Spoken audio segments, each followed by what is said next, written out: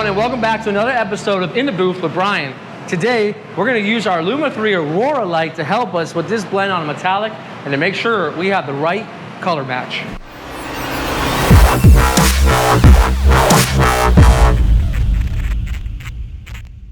So here's our repair for today. We went ahead and sealed up our primer area. Now we're ready to blend into the rest of the fender. Now today we'll be using our DV1 base coat gun with our Luma III Aurora light. We're locked and loaded and ready to spray.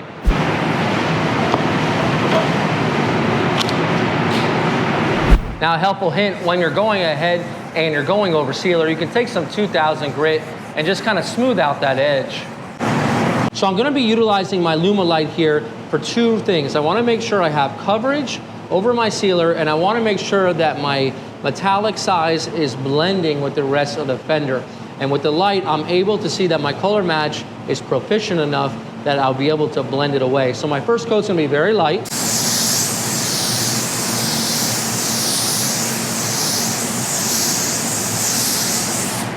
Now what I'll do with the light is I kind of cast the light over the area, and I won't even be spraying, and I'm gonna kind of just look at it, and I can see that my coverage in this area of the fender, you'll need a little bit more on the second coat, but I just wanna make sure I got good enough coverage on the first. So allow this to dry, and we'll go ahead with our second. Now over here on the bumper, I wanna make sure that I have a nice even metallic. There's no blending, but I don't want any splotchiness.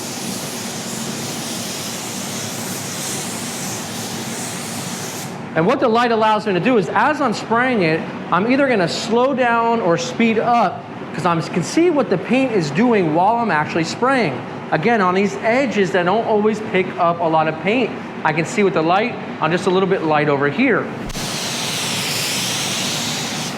And that's something you just can't get with moving the bumper around. You're not gonna find them unless you have a light right on it to see.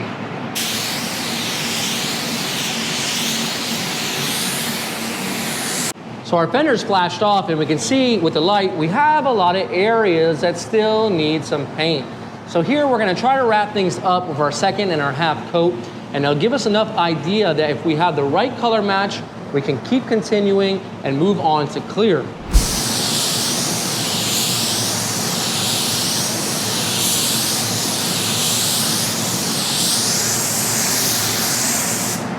That second coat is looking pretty good. I'm gonna do an orientation coat right here from a little bit more of a distance, and I can see that my blend is ending in this area, okay? It kind of is bringing all the metallics to the surface, and they're showing through where they begin and where it ends. I'll go ahead with a light coat, and that should wrap things up.